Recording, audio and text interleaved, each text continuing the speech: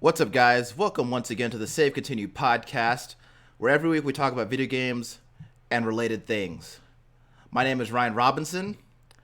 With me is the greatest Tom Shelby.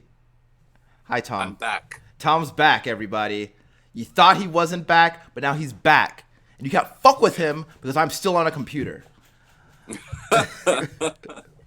Shanae is out this week doing God knows what. That's the only reason I'm back. 'Cause she's not here. Sure. You're like you and Shanae lately aren't in the same room at the same time ever. Are you the same person? I sure as fuck hope not. You know what I mean? Yeah, because I think that I don't know. I think that your personalities are too disparate for you guys to be the same person. But and then again, you're a real Jekyll and Hyde situation. A Heckle and Jekyll. Yeah, I feel like you are still the only person that I've heard mention Heckle and Jekyll. I don't think anybody In else 30 years. in 30 years. I had an old cartoon tape with Heckle and Jekyll on it. Yeah. And there are a couple of magpies, ravens, Yeah. something like that. They were replaced with Beavis and Butthead. Sure. They were the original. Oh, no, wait. I think those old guys from the Muppets are the original Beavis and Butthead. Because they basically watched music performances and made fun of them. That is true. Yeah. Never thought about that. Wow. Yeah. But, Tom, what have you been up to in the last few weeks? Not a whole lot. It just took off Yeah. the podcast to handle some personal things. Sure. But I've been reading a lot of comics. What are you reading? And mostly Superman, old Superman stuff. Yeah. That's really it. Besides, I started reading more of Money Shot, which is pretty good. What is that again? Money Shot, it's like in the future people aren't as interested in space exploration, right? Uh-huh. So like these scientists start publishing pornography of themselves having sex with aliens to fund their, missions. What's funny to me about that is that the video of the aliens isn't enough to fund this endeavor. Like, you gotta video yourself. It's gotta be pornography. Like, you gotta be fucking the aliens if you want to captivate the public. Yeah, it's a real horny book, but it's very funny. But Superman, I've been going back to like stories that I had never read before. So like Superman's Secret Identity, a lot of Elseworld stuff. Like Secret Identity is really cool because it's like our Earth. Oh, okay. So like Superman exists as a character, right? Like as a comic, movie, whatever. But there's this kid from Kansas whose last name is Kent, and his parents decide to name him Clark. Yeah. So he's like constantly picked on about being named Clark Kent from Kansas. No powers. And like, whenever it's his birthday, his relatives give him a bunch of Superman crap that he doesn't want. And then he ends up one day having Superman powers. Oh, cool. All right. Then it worked out for him. It's pretty interesting. Went back to Superman Speeding Bullets, which is like from 1993. Okay. And it's what if Kal-El's ship landed in Gotham and was found by Thomas and Martha Wayne. You told me about that. So yeah, you end up with Kal-El dressed up as Batman, but with Superman powers. And he would kill people. A really weird Lex Luthor Joker. Like, for some reason, because like I think about. Oh yeah, he kills Joe Chill. Yeah. Like right after Joe Chill kills his parents, heat vision. Joe Chill. Yeah. What's funny about that to me is that like Batman's whole thing is vengeance, but making sure he stays within the boundaries. But he gets his vengeance then and there. Now he's just goofing around. Yeah, exactly, right? If Bruce Wayne's whole thing was like vengeance, some sort of revenge for the loss of his parents, but Joe Chill is instantly dead. Yeah. Then, like, Kal-El,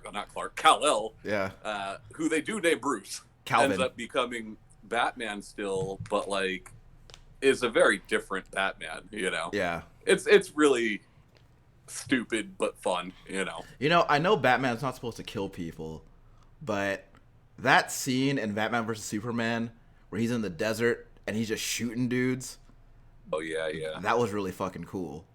I got a PlayStation 5 for Christmas. Yeah, I saw that. Congratulations. You got the last one in the United States. Yeah. Well, it's funny. My sister bought it for me, right? She bought one for me, and she bought another one for her daughter, my niece. Right. And she spent $800 on each one of them. Oh, she went through a reseller? Yep. Yeah, I mean, it's the only way she can find them. How else, right? But I'm liking it a lot. You know, it's so funny. Like, last generation, when we got our PS4s, which you and I both got, I think you got one on launch day. Yeah.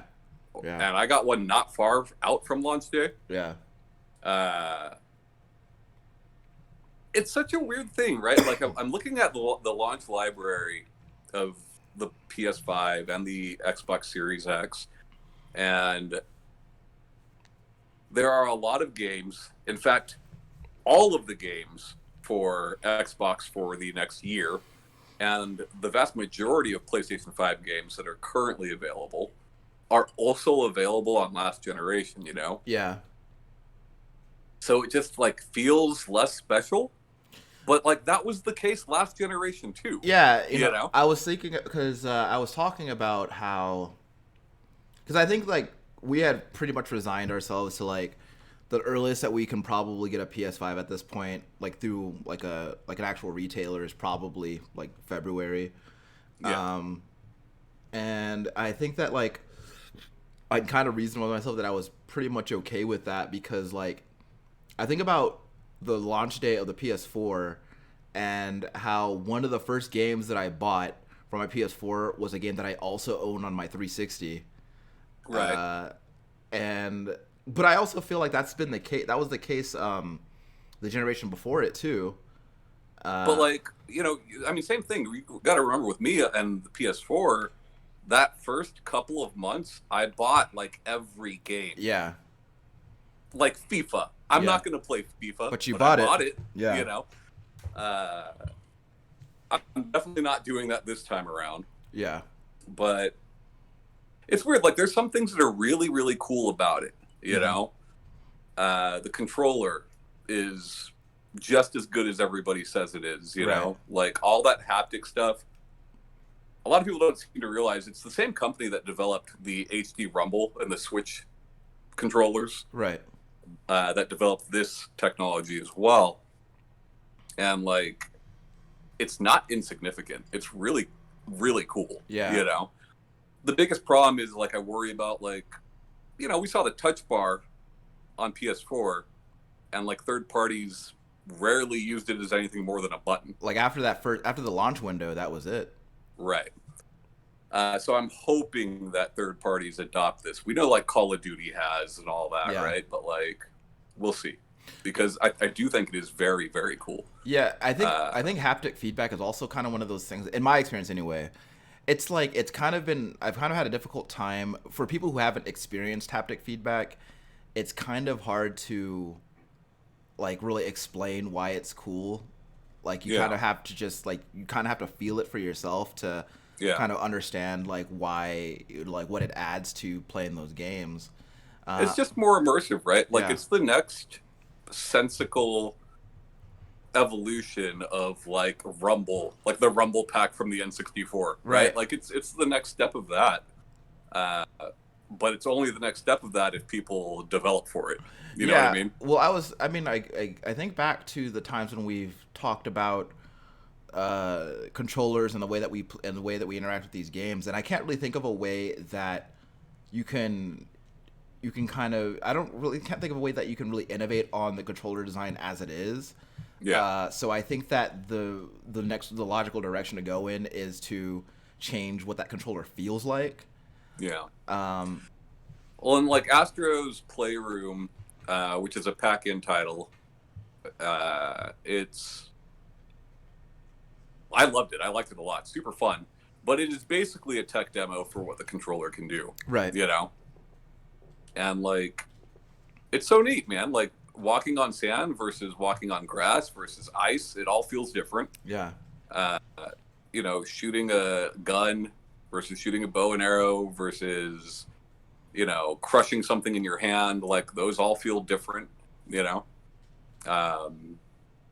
Yeah, I don't know. It's just really neat. I think honestly, as we get further into this generation, I think a lot of the haptic stuff and taking advantage of the features of the controller is going to be really a first party thing, because I can't see third parties doing the work to add that to the PlayStation version of their game, and then doing work on the other versions of the game. I can't really see and that's it. why like Sony needs to step in and say, if you want to be certified for PlayStation, you need to do this. Yeah. You know, I don't know. I doubt that they will.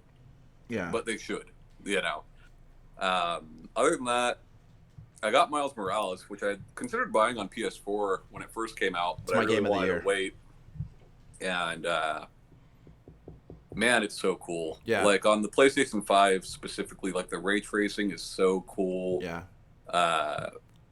The controller is nice in that game. Like, you know, when he's on the subway, like you can feel him going over the tracks, like in the controller, you know, like it's really neat. I'm only a couple hours into that. Yeah. Then you're about 10% done with it. Yeah. Well, I mean, I've heard that the main story can be done in like 3. Yeah. Yeah. But we'll see. But I picked up Ghost of Tsushima, but I have not started it yet. I'm going to play through Spider-Man first. Sure. And Tsushima does not have a PS5 version. It's the PS4 version. Right.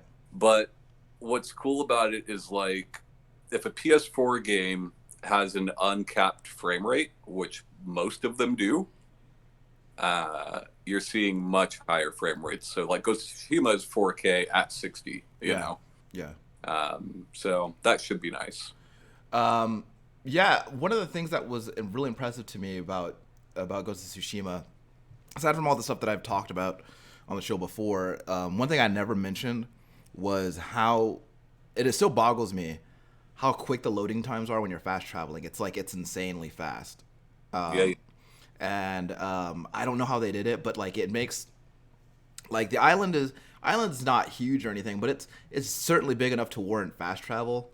And like it makes it so that traveling through different parts of the island is like, it's not a hassle at all, because like you're looking at a loading screen for like maybe 10 seconds, it feels like. Yeah. So it's really impressive. And that's the other thing I'll say about the PlayStation 5 before we get into it is like, obviously loads are super fucking fast. Yeah. That'll change as games progress, right? Yeah. As they're more taxing, they will take longer to load. Sure. But right now, everything is super fucking fast. And the UI, right? Like, I guess we just get spoiled as time goes on. Because, like, I remember getting PS4 and thinking, man, this is so fast compared to what we had to deal with on PS3. Sure. You know? Yeah. And it is. It's way faster than PS3 was. Yeah. But, PS4 now, towards the end of its life cycle, I'm like, man, every time I try to go to the fucking store, shit slows down. Every time I try to look at trophies, it takes forever to load, you know? And this is all just instant. Yeah. Yeah. So that's one of my favorite things about it. Yeah, and I think that, like... And you know how PS4 speeds are, like, super throttled for whatever reason? Yeah, what the fuck? Like, you're not getting the data you paid for on PS4, you know? Yeah. It's much, much faster on PS5, so that's nice. Yeah, because one of my friends that I play Mortal Kombat with, so what we had found is that you can do, like, a one-on-one versus match cross-gen, but if you want to set up a lobby cross-gen, it doesn't work. Weird. So what you have to do is what he had to do was he had to launch the PS4 version of the game. But yes. So what he ended up doing though is he told me like a week or so ago that he had uninstalled the PS4 version, and I was like, well, that sucks. But him and our other friend, we wanted to lobby up and do some Mortal Kombat, but we couldn't get it to work. And so he was just like, all right, I'm gonna download the PS4 version again. And we're like, okay, well, we'll have it ready for next time. And then like 10 minutes later, he was like, okay, it's done, let's go. I was like, what? Yeah, sure. So, and I'm sure a lot of that depends on your internet speed, know. I will say this, during my hiatus, I also finally got Google Fiber. Yes. And how is it? It's fantastic, man. My speeds on everything are fantastic. Gaming is better. Yeah. Streaming is better. But like, there's just so many weird little conveniences with it that I wasn't expecting. Sure. Like being able to prioritize devices, or shut off devices like from my phone, like shut off the Wi-Fi on certain devices from my phone. Oh, that's cool. So, that's kind of nice in that if there's a bunch of shit going on and I'm trying to play something, and for whatever reason speeds are slow, I can turn everybody's shit off except for my PlayStation. Sure. Yeah. I do think it would be funny if you got into an argument with one of the children. Be like, oh yeah, bloop. I guess you're not playing Minecraft today. Yeah. But yeah, it's cool, man. We're still stuck with Spectrum because we live in an apartment building, and they don't want to fuck with that. So, yeah. But yeah, man, that's really cool. Like I'm incredibly jealous of all of your things right now. You got the Google Fiber. You got a PlayStation 5. You shouldn't be like, for anybody who's on the fence about PlayStation 5 and certainly Xbox One or Xbox Series X, excuse me, like there is absolutely zero reason, like wait. Unless like you're super interested in one of the exclusives, which Xbox does not have, won't have for the first year. Yeah, they delayed Halo, which is not see coming. No, but like they've said for this entire first year, everything that comes out will also go to the previous generation. Right. And even Sony right now only has like 2-3 actual console exclusives. No, it's funny because Jim Ryan was like, "Look, we're gonna be supporting the PS4 for years to come," and I was like, "It's like," and like I was like, "That sounds cool on the surface," but the way my mind works, I was like, "Are you just saying that because y'all ain't got no games right now? Is that what's going on?" No, and they will, and they've got games, right? Their 2021 lineup looks fantastic. Yeah, like it looks fucking great. How much Godfall have you played, Tom? 0, because I've heard it's awful, right? And that's one of them. And then there's Demon Souls, which looks fan-fucking-tastic, but I'm not that into Souls games. Yeah. Part of me wanted to buy it just so I could see it. I'm like, I'm not spending $70 just so I can see it. Just to see it, yeah. Yeah. Yeah. It's the same game, so. Yeah. It's funny because we have the PS3 hooked up in our bedroom right now, and before we hooked that up, I think the last time I had actually played on a PS3 was, God, I don't even remember. It had to have been over 10 years ago. And it was interesting because I pulled out my original copy of Demon's Souls for the PS3, which I hadn't played that game since before I left for Japan. And I was playing it, and like even just holding the controller and the way the sticks are, like the way that they have less resistance on them, and I was just like, this feels. And they're super convex. Yeah, I was like, this just feels weird. I love PlayStation 3. Yeah, but that might be my favorite Sony console. Definitely more than the PS4. Yeah, but it is cool. It is cool to like have it and play it because I have a fair amount of PS3 games that I just haven't been able to play for a while. Yeah, PS3 fucking rocks. And there are a lot of games for it that I'd like to play that I would like to be able to buy. But yeah, it's a really cool system, and I think about like whenever I boot it up, I think about like basically you get a good idea of like where Sony's headspace was at, like just by like looking at that thing, like looking at the UI and like everything, like the stuff around it. But like even like when you boot it up, like they have that little symphony plays when you boot it up, and it was like that was very much indicative of mid 2000s Sony being like we're hot shit. Oh yeah, like this is like that was like the era where like you will get a second job to buy this thing. Yeah, and like yeah. that's very much like that aesthetic. But people forget though, like by the end of the generation, they did end up outselling Xbox. Yeah, it didn't start off that way. They were hurting for a long time, but eventually they did. I will say this though. So you're talking about the DualShock 3. Yeah. One, you can play with your DualShock 4 on your PS3. That's good to know. Or a DualShock 5 on your PS3. That's good to know. Two, like you know how like the DualShock 4 makes the DualShock 3 feel cheap. Yeah, like it's just you know? It's really light and feels kind of flimsy. DualSense makes DualShock 4 feel cheap. Yeah. Is it? It like really does. Like a more? Is it like more dense? Is it heavier? It's definitely heavier. Yeah.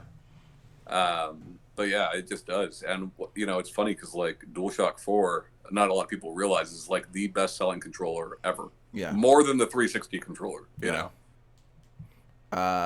Yeah, I don't know, man. I feel like, you know, I look at the games that I have access to. I look at the games that I'm looking at because I was looking at the holiday sale last night, and I'm like, man, there's a lot of fucking games in here that I want to play, and they're really cheap, and like, and even with the games that I have now, I feel like I'm good on like last gen stuff like for a while, but I don't know. You guys buy some big games though, you know. Yeah, so Assassin's Creed and all that. Like you guys buy Watch Dogs. You guys buy some time sinks. Yeah, you know, Watch Dogs doesn't take as long as one would think though. Like I feel like we got the platinum in that game like pretty quick. But Valhalla is quite the undertaking. Kaylee has the platinum in it, but that's because she like kind of just mainlined it, and like I was like, shit. Could you give me the broom?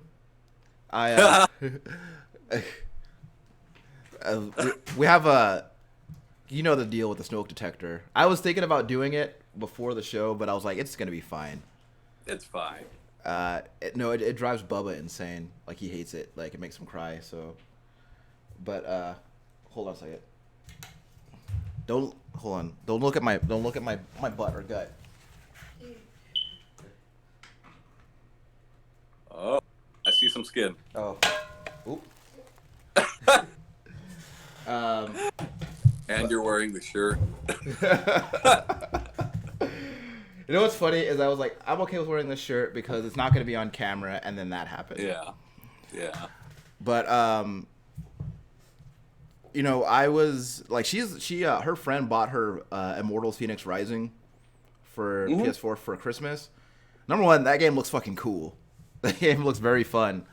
But I'm still on Valhalla. Like I'm actually at this point, like Valhalla is like my favorite of the new trilogy. Like I think Eivor is like probably the coolest character that they come up with in the last few years. But I've also been playing I've been playing a shitload of Warframe. I've seen you on there. Yeah, Warframe fucking rips, dude. Like that game is really cool. How funny is it that was launched PS4 and now is launched PS5? Yeah, so I think that when I got back into Warframe, I hadn't really touched it that much since the launch of the PS4, which was now 7 years ago. Yeah. And then I come back to it, and there's just so much shit. There's just like they've had like expansion after expansion after expansion. There's all this. They've updated the lore. They've updated some systems, and there's all this stuff. And at first it was overwhelming. Like I was like, where do I start? Like what's this do? What is this thing? At first like that shit was like really overwhelming. But after sitting down and spending like a number of hours with it, like now it makes sense. It's funny how games are like that now, right? Like, yeah. Not all games, obviously, but like I talk to my kids all the time. My kids are big into Minecraft, you know, and I was big into Minecraft like since its alpha. Yeah. You know? Yeah. And I played it for a few years and I dropped off. And then my kids started playing it once they started getting into video games. It was really like their Mario, right? Like that was their first game that they were really into. And like, yeah, I would not know what to do in that game now. Yeah, you know? Like I remember when like we got it, we downloaded it again on PS4. Yeah. And I hadn't played it in like, I think that was the first time I had played it since like 2015 or something. And so that was before Microsoft acquired Mojang. And then like, so I loaded up and I was like, and I had to like, I loaded up and I had to look at like what system I'm playing it on. I was like, what's all this Xbox shit all over the place? But yeah, so like it's funny because like there was a time where you stopped playing a game for a while and it was the same game as it was when you put it down. Mm-hmm. Now that's not the case with these live games of service and everything. Like it's just a game. Like if you let a game sit there for 3 years, it's not going to be the same game as when you put it down. And that's like, it's so interesting to me because like, I mean, even games that are not games of service nowadays, right? Yeah. Like, Spelunky now is not what it was when it first came out. You know?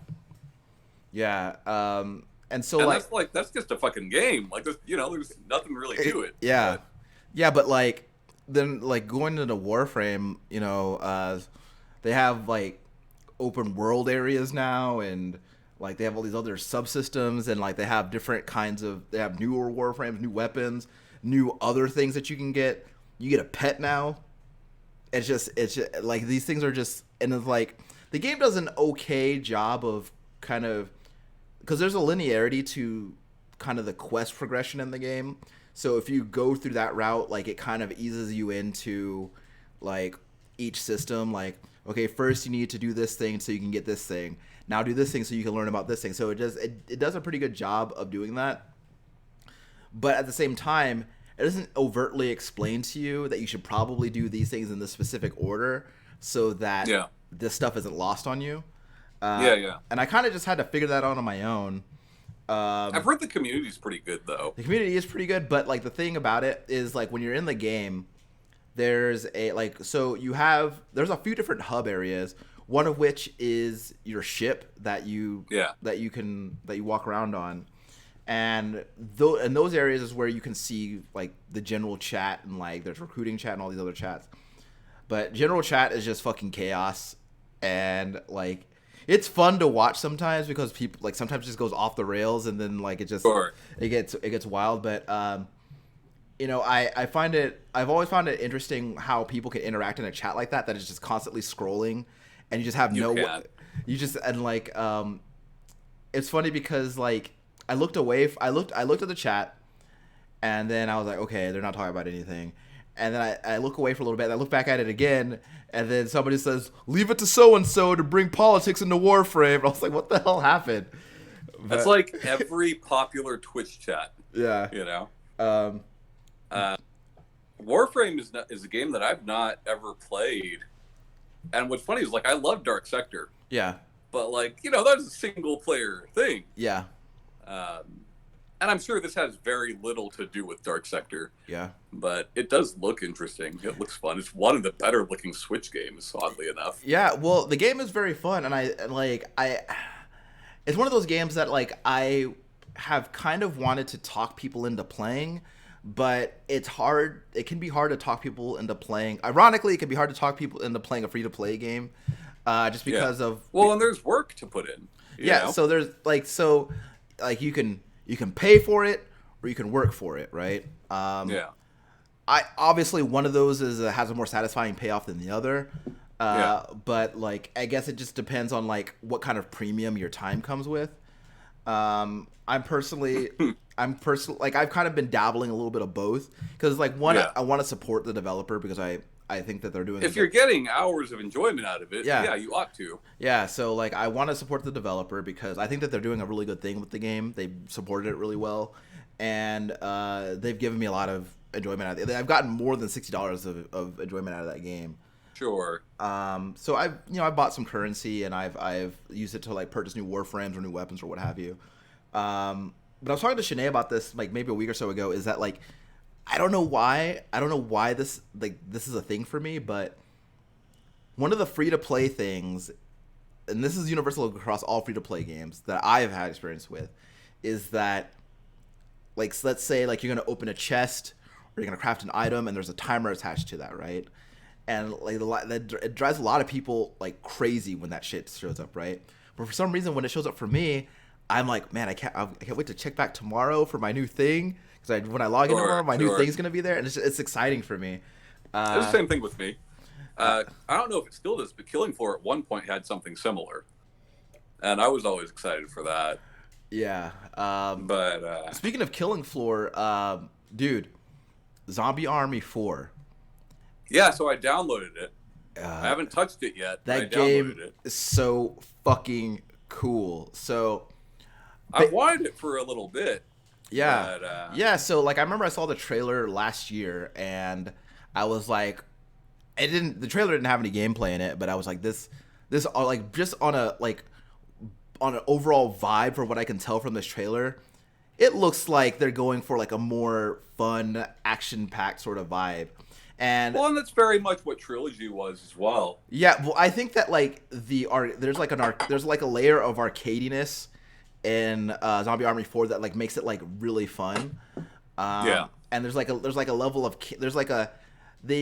it's a different kind of camp flavor to it that like makes it like really like it just makes it like funny like so I was playing with our friend Eric the other night, and there's this area where we're kind of like in a marina sort of thing, and there's this emaciated shark suspended from like this crane or whatever, and so there's a challenge in that area to like get 50 zombies to be eaten by that shark, and so like we're luring zombies over by the shark, and then he pushes the button and the shark just goes like crazy like in a circle like chomping on the zombies.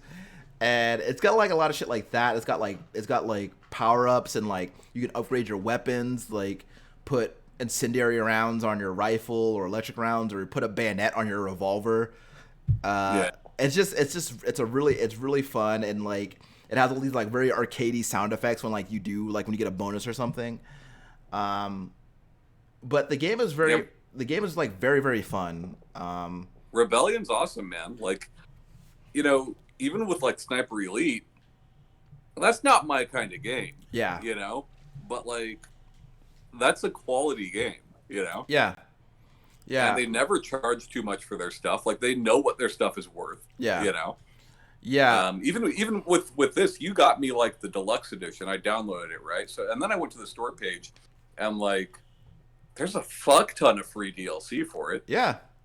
Yeah, so it's great. Just downloaded all of that. Yeah, it's really great, and like I'm having fun like trying out all the different weapons, and there was a point at which like I saw this big zombie guy, and he had like kind of like a like some kind of rotator saw thing, and so like I got his health down enough, and I ran up to him and I grabbed it from him, and I like cut him in half, and I grabbed the saw, and I was like mowing through zombies with it.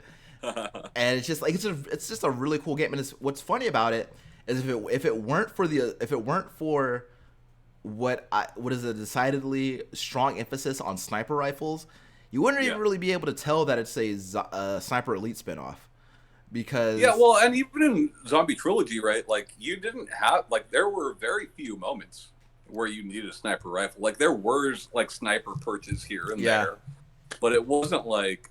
For the most part, you were using other things. Well, like it's funny because I feel like in Zombie Army 4, they've made it so that ammo is a lot easier to come by for your secondary weapons. Yeah. So I found myself using I had like an assault rifle as well, and I found myself using that just as much, if not more, than my sniper rifle. And it doesn't punish you for that because like there's ammo dropping everywhere, and it's just But it's overall like it's got a more fun presentation. It's got some more customization as far as game settings. Like when you go into the game, like if you're gonna play by yourself, like you can set it to like, do you want this game balanced for one player, or you want it balanced for 4 players, or you want it like a default balancing? And so I said, like, I'm playing by myself, I set it for 1 player so that it feels like manageable and like I can actually play the game. But I've heard it's pretty easy though. Yeah, it's so far, yeah. And I think that the game is broken up into 5 episodes, I think, and the campaign, I mean, and each one is like. Well, they have free episodes to download. Yeah, I did the first episode, and it was like we did the first episode together, and it was like 2 hours.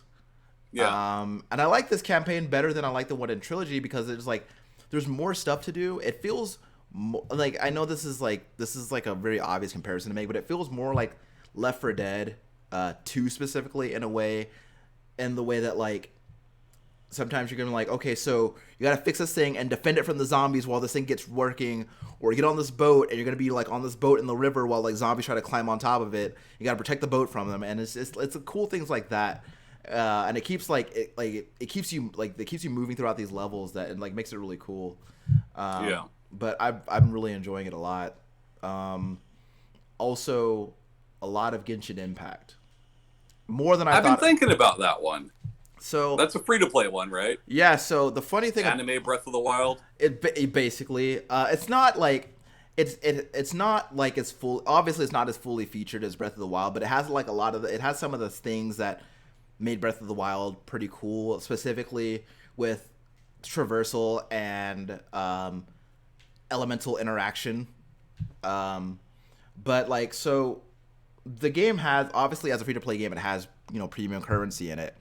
I bought this thing that is like a $5 like monthly pass where every time you log in, every day you log in, they give you some of the premium currency, which is what is used toward, buying weapons or new characters or what have you. That cost me $5. Through playing the game and having that login bonus, I now have I think over $20 worth of premium currency just by playing the game. But the game is very So I read a review saying that you really don't need that premium currency until late game. Yeah, because really the game the game has a storyline which is actually better than I would expect it. Especially it's hard to when you play this game, it's hard to remember that it's also a mobile game because of just the way it feels and looks and everything. But the game has a storyline, and as you go along the storyline, it gives you 3 characters just for playing through that storyline. And really the 3 characters that it gives you along with the character that you start with, really all you would need to play through the game. But me being me, the allure of extra shit is too strong for me to ignore. And also it's just the way that the different characters play and their different special moves. It's fun to mix it up and experiment, shooting someone with water or something, and then switching to your ice character and using the ice to freeze them while they're soaking wet. That shit's really cool to me, and it's a really fun game. Let me ask you this: you're talking about premium currency. Yeah. I was looking at Immortals Phoenix Rising for PS5, thinking about buying it. Yeah. The art style doesn't really appeal to me. The comedy doesn't really appeal to me. Yeah. But the gameplay appeals to me. Right.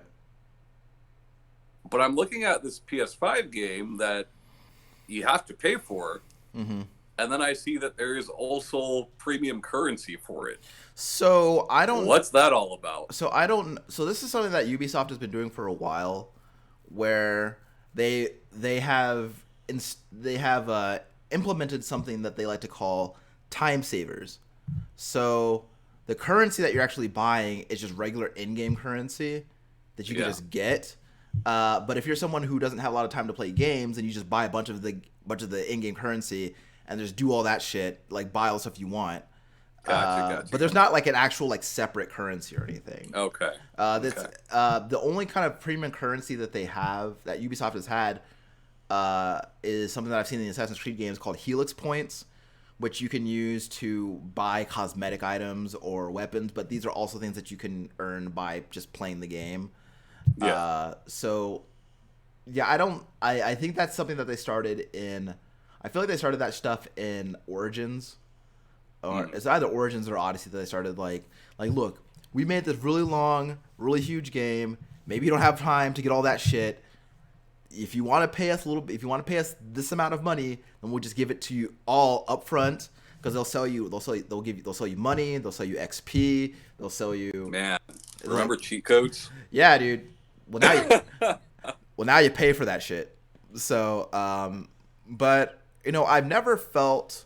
I think though, at the same time, like, to play like a Ubisoft game nowadays, you kind of have to like know what you're getting into, right? Like, you kind of have to know that, like, if you're gonna play a Ubisoft game nowadays, like, you need to have some time set aside to play this game, or don't. And if you're okay with spending the money to like speed that process along, then more power to you. But I've never really felt compelled to really do that. But it's there. But I will say this: from what Kaylee is saying about the combat in that game, if the combat in that game appeals to you, then the combat in the last 3 Assassin's Creed games would also appeal to you, because it appears to be the same. Yeah. It's not so much about the combat that makes me want to play that game. There are a lot of things that turn me off of that game. There are a lot of things about that game that I do not like. Yeah. Yeah. But I like the open world. I like what are obviously shrines. You know. Everything that takes from Breath of the Wild makes me want to play it. Yeah, so apparently, like, it does a lot of that. It's like Odyssey and Breath of the Wild kind of. I mean, it's very obvious. Yeah. Yeah. And what's funny is that, like, while it isn't an Assassin's Creed game, it makes references to it. It makes many references to Assassin's Creed within it. Mm-hmm. And from what I understand, a lot of voice actors from Assassin's Creed Odyssey also voice characters in that game as well. But all of that aside, like, the game, like, I've been still working on Valhalla, which I'd like to reiterate is a fantastic game. But I would peek over at her screen while she's playing, and I was like, man, that game looks so fucking fun. That game looks really fucking fun. I want to play that game. I want to play that game. But I started Outer Wilds today. Okay.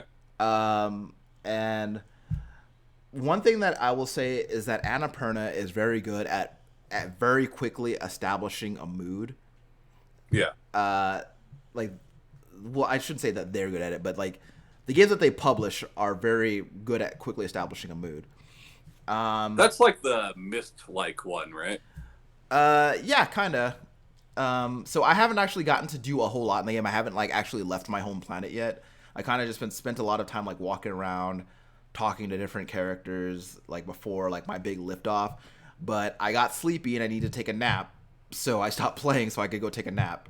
But the game has, like, a very cool, like, little, like, their whole, like, idea and approach to, like, the way that they talk about space travel in that game is, like, very fascinating to me, because it seems like it's very much like it calls to mind that the Billy Bob Thornton vehicle, the Astronaut Farmer, wherein he built his own rocket ship and went to space. But it has very much that same vibe. Like, we have these ramshackled spacesuits that, like, have they're patched together. We have these very obviously very rickety looking spaceship, and the whole vibe is a very cool, like, I'm really digging it. One of the things that, like, has me intrigued is that, like, all the astronauts that came before me, they took musical instruments along with them. Yeah. And that's something that's, like, apparently that's very significant. I'm really looking forward to finding out the significance of that. But they gave you this. Well, it's happened in real life. Oh, has it? Yeah. Okay. I don't know. Like, there's astronauts who played, like, fucking David Bowie songs in space and shit. Oh yeah, I heard about that. I heard about the astronaut who played Space Oddity in space one time, which seems a little bit on the nose, but it's kind of cool. But yeah, like, so you have this telescope that transmits audio. I guess that you would call that a directional microphone, now that I think about it. But so you can see the planets orbiting your planet from where you are. They're remarkably close to you, and then so you point this thing at those planets, and you could hear the astronaut on those planets like playing whatever instrument that they have, and it's a very neat little thing. I'm looking forward to actually getting in the ship and flying it around because I've heard stories about that, but I'm also looking forward to like I've intentionally avoided spoilers about this game because I've heard about how remarkable each of these little planets is, and how finely handcrafted each of these little planets is, and I'm really looking forward to experiencing that. I saw, it was funny because I was talking to somebody online the other day, and they were talking about how like Outer Wilds is like one of their favorite games just because like the way that they love the world and everything, but they really like the physics of flying the ship and like the way that you have to land it and everything. And I was like, if you like spaceships that involve physics and having to worry about landing it, why don't I tell you about a little game that I like to call Elite Dangerous? Any way that I can to get people into that game. But it looks like a cool little game so far. A friend of mine, as like a wedding gift, gave me a $50 PSN card, and it's a hilarious wedding gift. Yeah, and he was like, I heard you never played Outer Wilds, so take this, buy Outer Wilds, and then buy your wife something nice, which confidentially is going to be me buying me something nice. But I've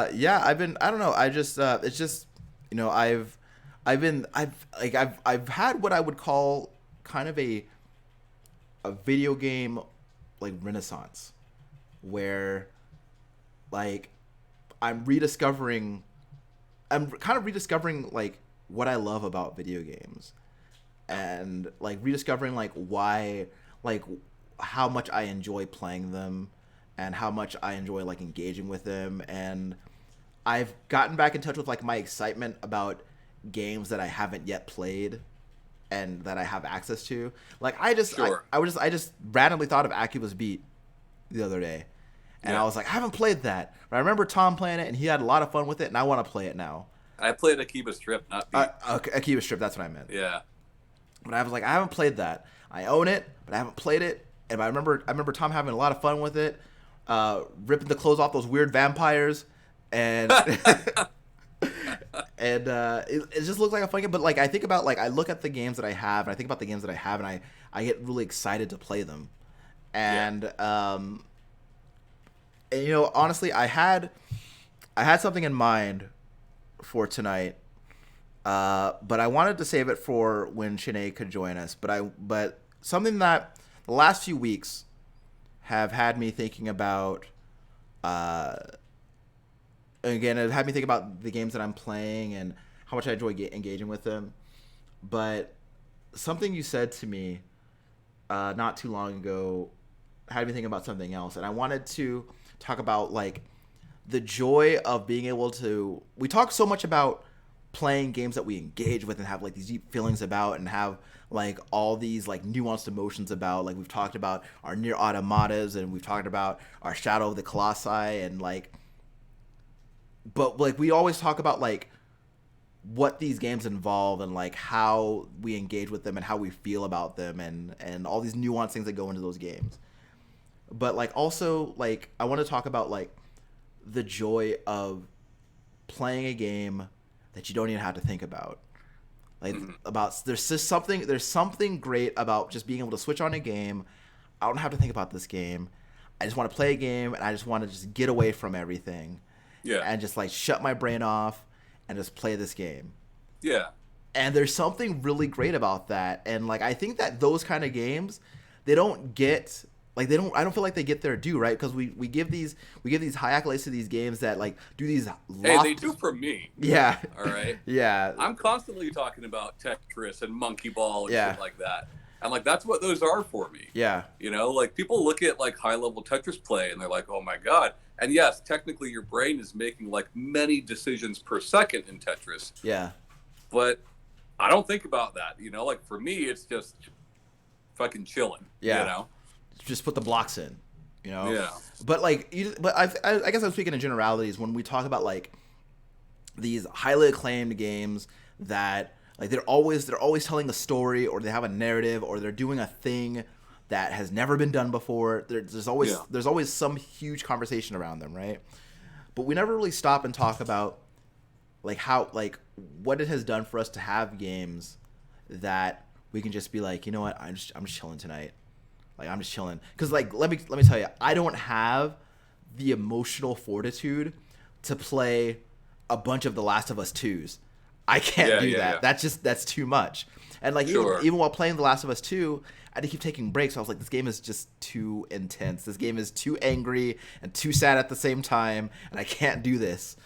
So like having a game where I can just like a good twin stick shooter where I can just shoot shit and not worry about it, or having a good puzzler where I can just stack the blocks and not worry about it, or just even playing like a gacha game on my phone, you know.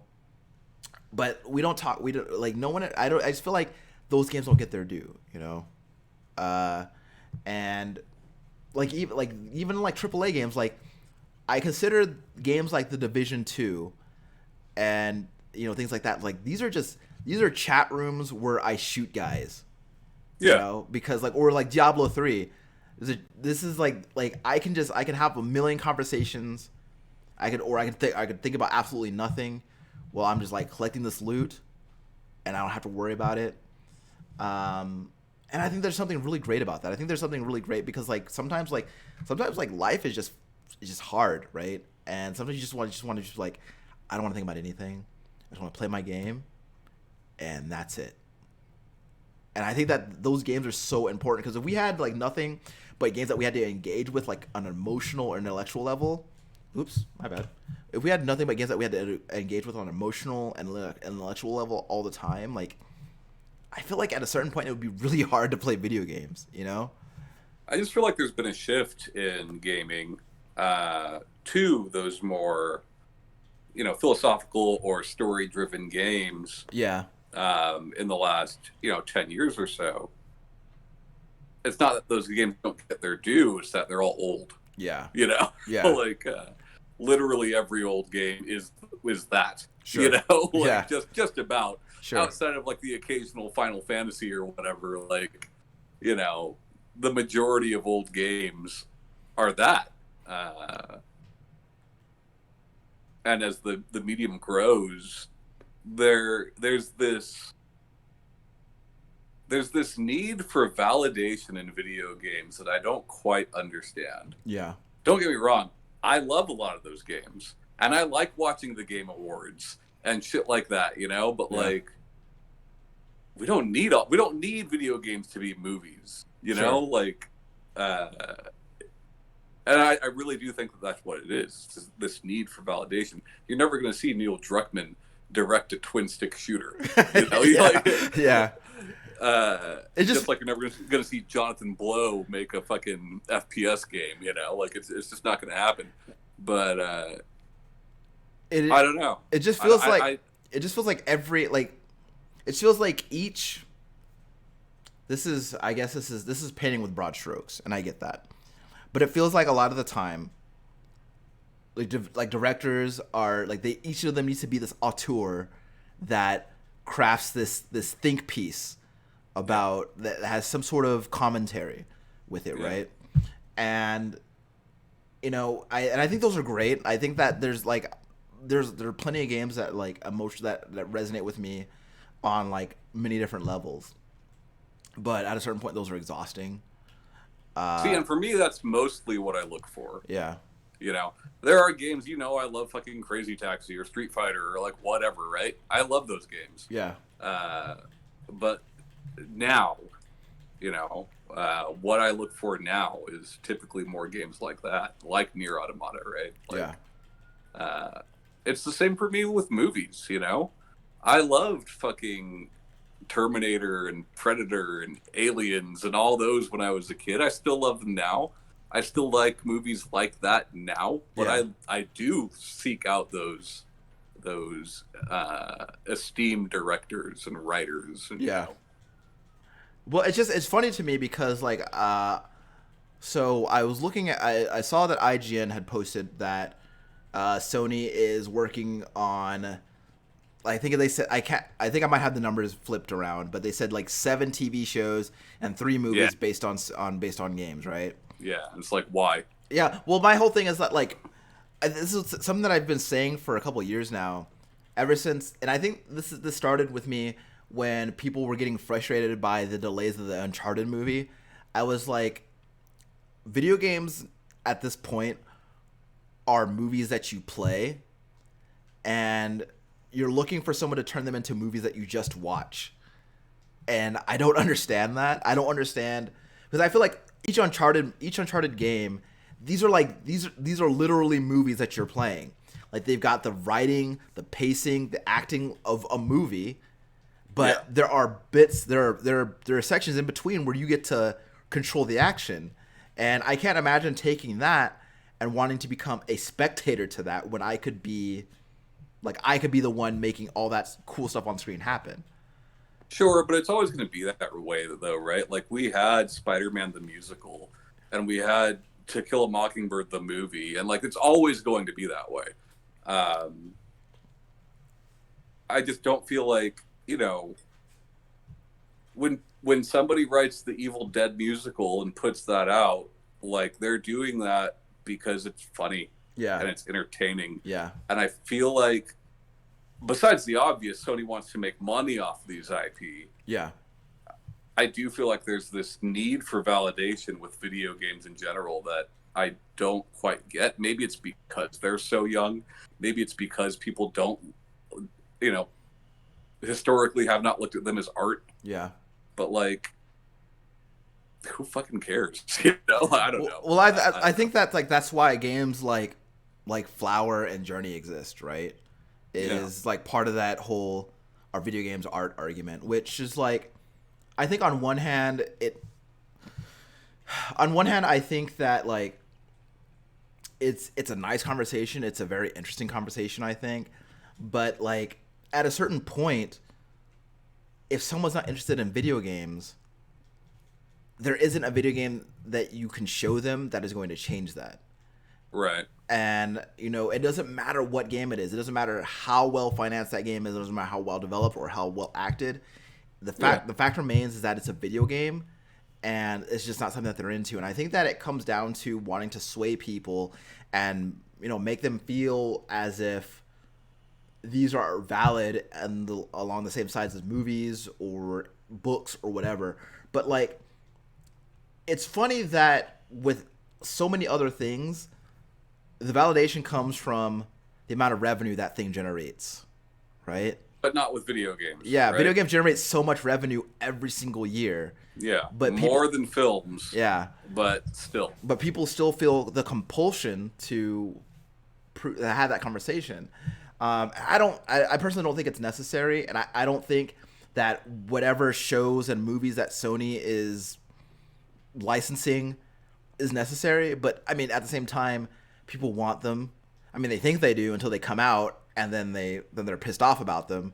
But like, I'm thinking about this new Mortal Kombat movie that's coming out, and like, don't get me wrong, I love the original Mortal Kombat movie. At this point, unironically, I love it. And Annihilation. Sure, I love Annihilation specifically because of one scene. But you know, like, I think about a Mortal Kombat movie, right? And I think like, well, like, I can just go turn on Mortal Kombat and make that shit happen right now, right? Like, I don't have to watch these fights happen. I can take part in them by playing Mortal Kombat. I mean, to me, there is some appeal, you know. It's just so rare that it's done well. You know, historically, it's so rare that it's done well, and at this point, I'm just like, just stop. You know. Yeah, well, like, you know, like, I look at and I'm acknowledging that we're getting way beyond the point that I wanted to make, but it's okay. I looked at the Monster Hunter movie, right? And I was like, cool, Monster Hunter movie. I love Monster Hunter, right? Like, do I care that the director is the same director as the Resident Evil movies? No, I do not. Do I care that Mila Jovovich is in it and she's not a really good actress? No, I do not. But I guess, like, when I look at it and I see what they're doing with it, I was like, and this is something that that Kaylee was saying too, is just like, why do they have to do this extra? Like, why does it have to be army people who got sucked into a portal and ended up in Monster Hunter Land? Why couldn't it just be? Yeah. Why couldn't it just be like people in Monster Hunter Land doing Monster Hunter things? And like, why is Ti there, by the way? But it's just, and just like it's to a point where like, if you're going to deviate so far from the source material, then like, why bother? And I get, you know why? It's because they did the same thing with Resident Evil, and it made them a lot of money. Well, and again, like, I think that I talk about validation coming from revenue, right? And I think about how much revenue look, if Resident Evil movies didn't make money, they wouldn't have made fucking 7 of them, right? Exactly. But like, and I get why these movies are the way that they are. I get why Transformers was the way that it was. It's because making movies in this way puts butts in seats and dollars in hands. Yeah. I get that. And I think that one of the things that people who love video games and want video game movies need to divorce themselves from is the idea that these movies are for them. Yeah. These movies are not for the people who play these games. These movies are mostly for people who don't play these games, and this video game created an interesting backdrop for this movie that they wanted to make.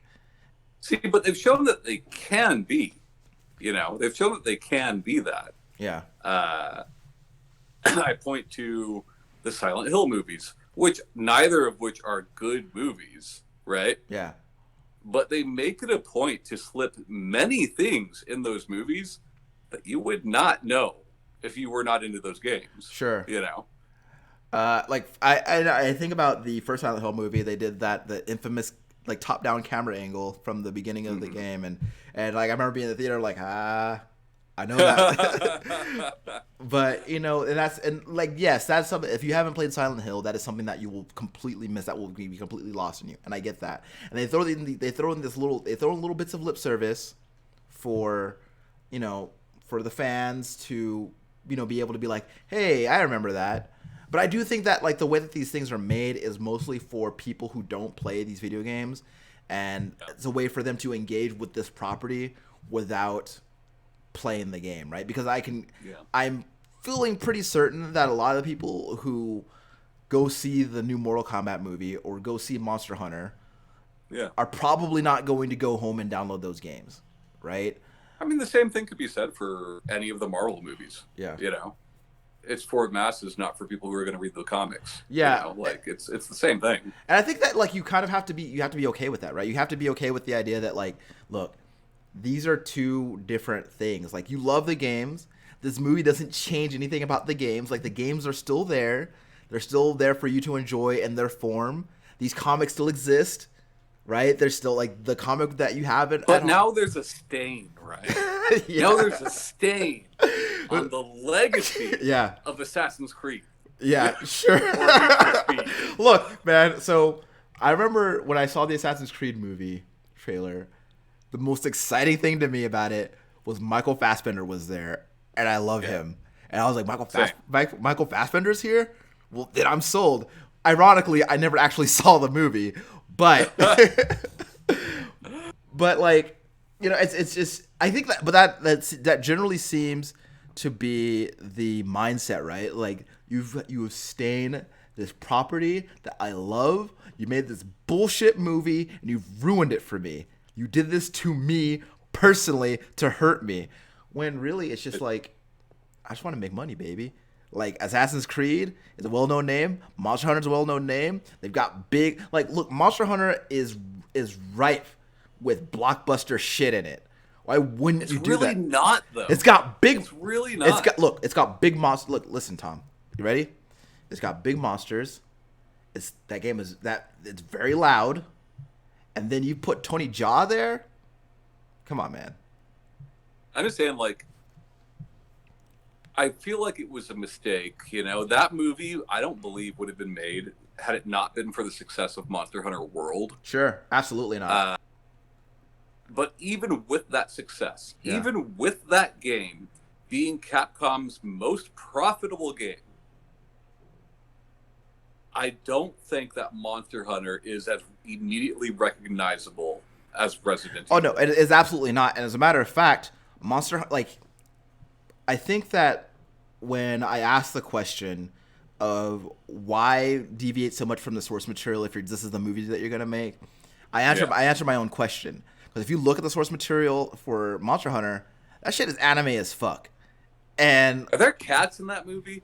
So those little cat guys. Paul W.S. Anderson has assured us that palicos will be present in the Monster Hunter movie. But are they gonna walk on their hind legs?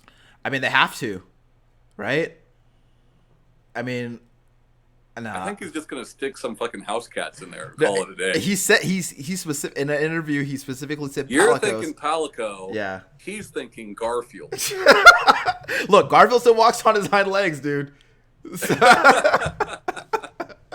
So, but like that's the thing too is like Monster Hunter's like it's too like the presentation like it's not mainstream enough. It's like it's so like again I think that Monster Hunter is like everything around it and like the things between like even the things during the actual hunt like that shit is just so anime and has like a very niche feel to it that like I think that it would immediately turn off people who were just like not into that shit and like they would go if they made like a faithful Monster Hunter movie, people who don't play Monster Hunter would go to that like what the fuck is this?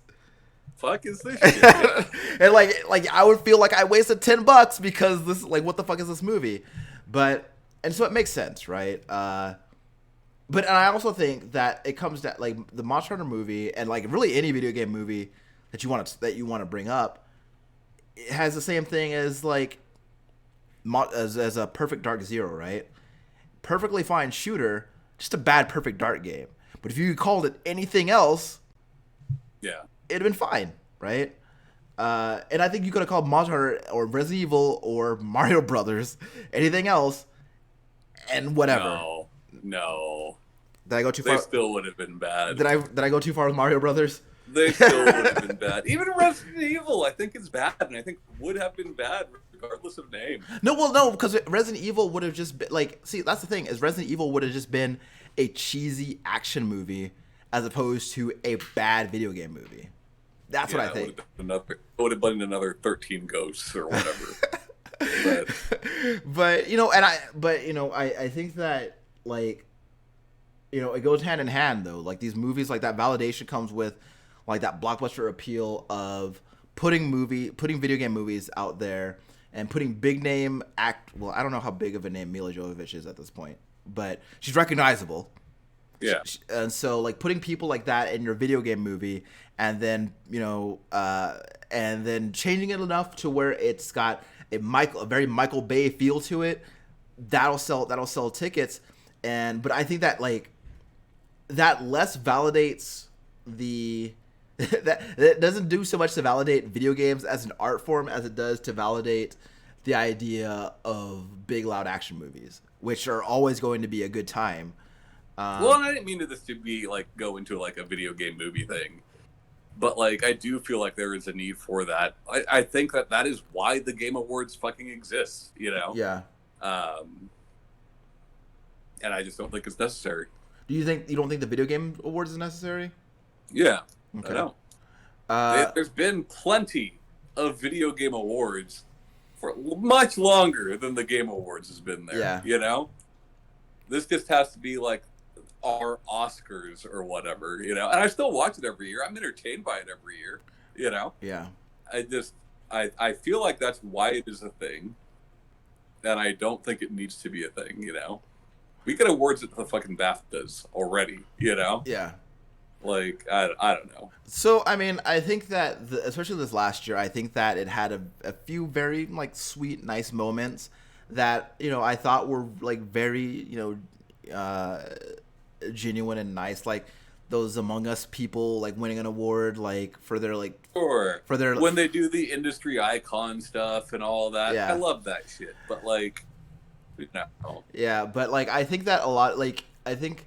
At the same time, I don't really need to see Carol Shaw's 90-year-old ass shaking on a stage, talking about River Raid. Like, you know what I mean? Well, like it's what's funny to me about the Game Awards, honestly, is they have the categories where the likes of like we're gonna give this here's the award for The Last of Us 2, and there's the acceptance speech around that. But then there's this other section where like they have, I've called it the throwaway section because they just say like they have like the sidebar like, so the words that don't matter. They do a quick list and they say the winner is this, and then the thing goes off the screen and like no one gives a shit, and it's just like, I feel like it's kind of antithetical to like the whole fucking thing.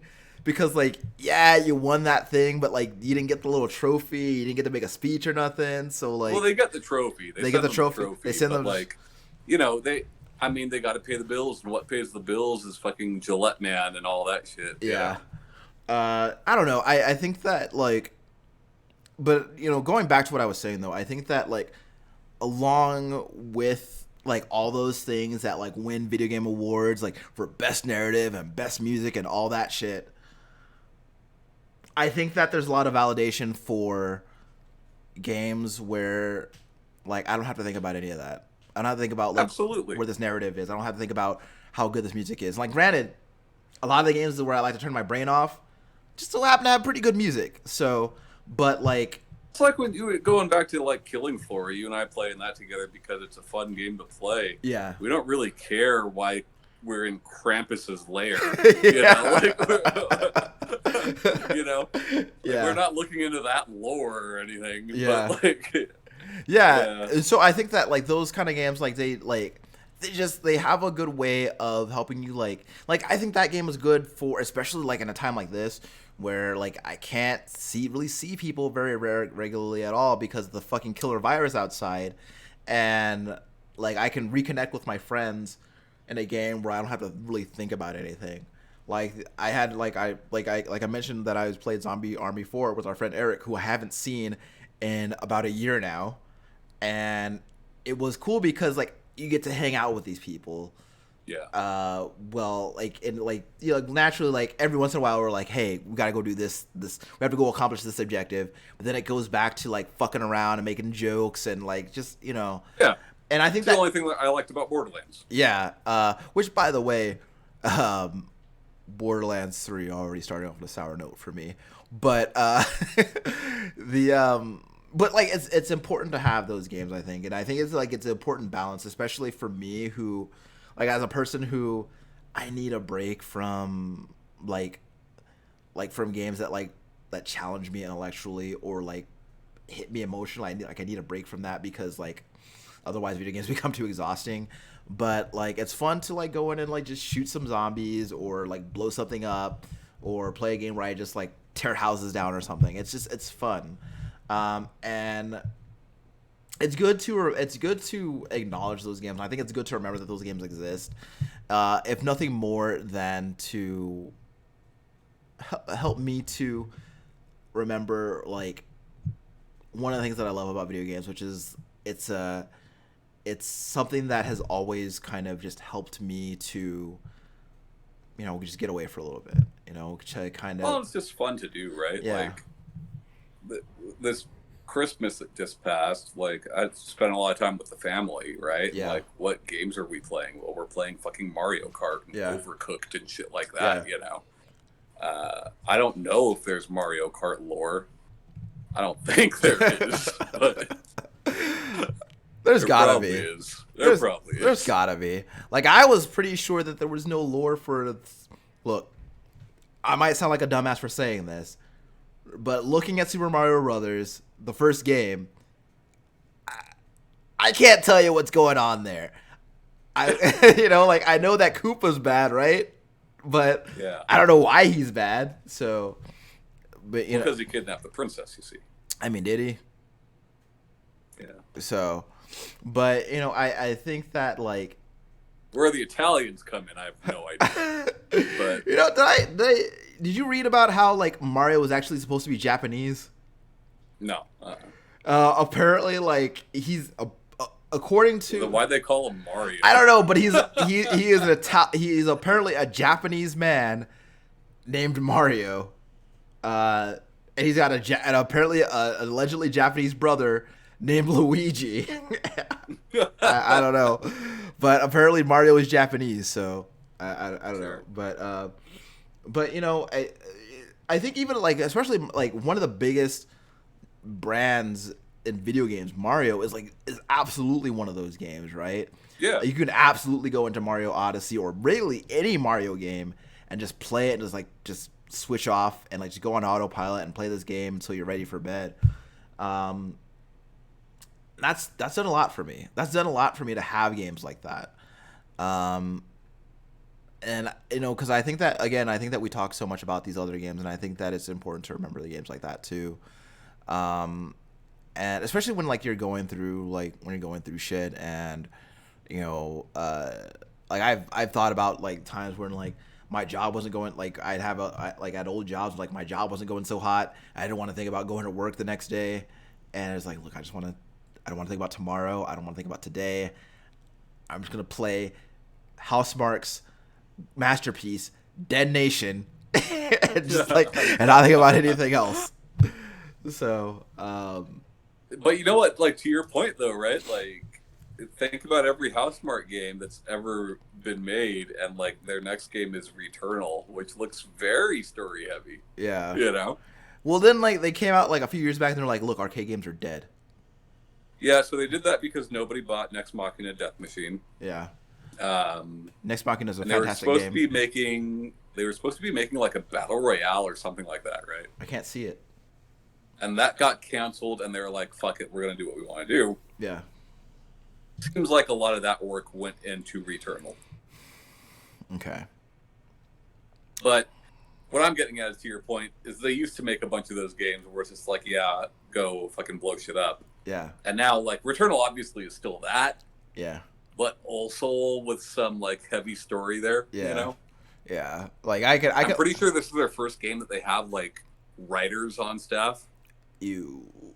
That's writers on staff does not a Housemarque game make, but I mean it looks fantastic. Yeah. But I mean they all do at first, but you know, I think about sometimes when I'm just in a bad mood, and I'm I don't want to play a Hideo Kojima game. I don't want to think about the Fox Die and the Lolly-Lulelos, and I don't care who Hot Coldman is. I just want to blow some shit up. And to be fair, when I was a kid playing Metal Gear Solid, I mean, I paid attention to the cutscenes, but that's not what I was there for. Yeah, you know, you were there to be a secret agent. Yeah, you were there to be a super spy, and that game gave it to you in spades. But yeah, so we're coming up on an hour and a half. Tom, did you have any closing thoughts? No, not really. I'm good. Okay. Well, I'll just say this. Be good to each other. Wear a mask when you go outside. Don't be an asshole. My name is Ryan Robinson. This is Tom Shelby. Hi, guys. This has been the Save and Continue podcast. We'll see you next week.